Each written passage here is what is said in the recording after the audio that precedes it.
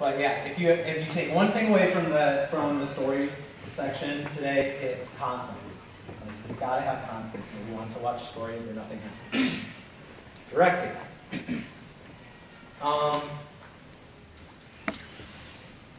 Let me ask you what you think a director does.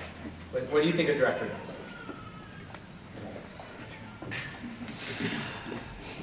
One in every crowd. They're the one person with the vision for how this film will turn out, and they're trying to get that vision across to everyone else. Yeah. Wow. Exactly. The director is the person who has a vision for what the final movie will look like. Okay? And they're the one, their job is not to yell at people, to tell them what to do. I mean, it is part of their job. But their job is not to boss everyone around. Their job is to communicate. Their job is to inform everybody else on the set of what needs to happen in order for that vision to occur. Because the director sees the movie in a way that nobody else sees. They're going to see the big picture. Okay? And this big picture is going to involve a lot of things. It's going to involve the story and how, like, all this stuff that we've talked about story-wise, the director needs to know that. Because they're going to do scenes in such a way as to communicate all that information that we told. They see this in a very specific way that not everybody else is going to see. They're going to work with somebody who's running the camera. That camera guy isn't going to get to talk to the actors. The camera guy doesn't get to go up to an actor and say, hey, I really think you ought to change the way that you're saying that line because it's really not coming across. Because that's not what the cameraman is good at. The cameraman is doing what they're doing because they're good at camera.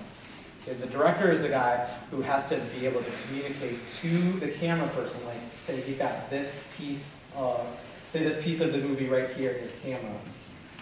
And this piece is the acting. This piece is the production design. This piece here is the lighting. Let's see, what else I have? Music. Anyway, the story and the edit. The director has to know all these things. Nobody else on this set is going to know all these things. Like, the person who is doing the production design, who's like deciding, like, okay, well, this is kind of a Middle-earth type thing, so I got to make sure that this guy's in chainmail, and I got to make sure that he's got a sword, and I got to make sure that we've got, you know, the one ring and everything. They don't have anything to do with how the scene is lit. They don't have anything to do with what lens you're going to use on your camera, with like the angles that are going to be shot, like whether we're going to shoot this scene between you two with, I want both of you in the frame, or I want a close up on him. Like, the production designer doesn't know any of that.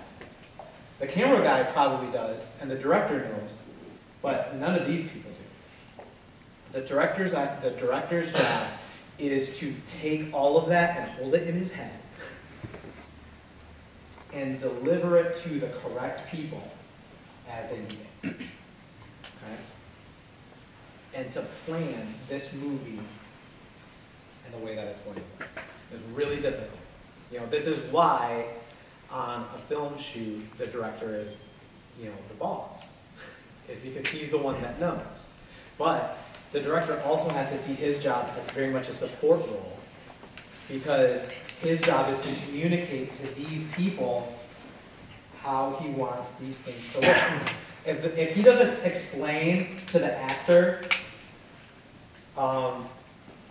that this scene is about how you feel about your mother and your relationship with her and everything that happened when you were a kid, and now, like, you're married and you're starting to import those feelings towards your wife. Like, if you don't explain that to this guy who's acting, the director should not be mad at the actor when it doesn't look right, because that's the director's job. Okay? Same thing with camera. If what the director wants is a nice tight close-up, and the cameraman gets a nice tight close-up, but he misses focus a little bit, or maybe it's just not as close as the director wanted, the director has to say to that person, like, look, can you do this closer? Like, he should be communicating back and forth. Directing is a communication job, okay? All right. Now, he's not only communicating with the people that are on his set. He's also communicating with the audience. He's the one who has this idea, this theme that he wants to get across, the theme of selfishness or whatever it is in your story. He's the one who's going to try and make sure that that comes across in the end, okay? And so he is going to choose specific camera angles and ways of telling this story that are going to best communicate that to his audience, okay? The first thing that I would, number one rule for a director as far as like deciding what to shoot and what not to shoot is show, don't tell. If there is any way to communicate something without having anybody say anything, do it. Like, film is a visual medium. If you can say it by showing, it's superior to showing it by saying. How many of you have seen Life of Pi? No, it's probably not like a super, like, kids want to go out and see that movie kind of thing. But and he spends, most of the movie he spends on a boat with a tiger all by himself. And so, like, I was really enjoying it for a while because he wasn't talking. Like, everything about this character was coming across through his acting, through the way that the camera moved, like, everything about, like, I didn't need them to say one word to me for me to know what was going on in that guy's head. And I loved it. But then, he starts journaling.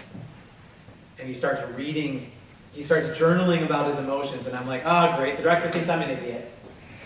Thinks that he has to spoon feed me this guy's feelings. You know, you don't need to do that. Like, the best way to communicate something is by showing it. If you can show that a person is sad without having them walk into a room and go, oh, and have the wife say, what's wrong? I'm sad.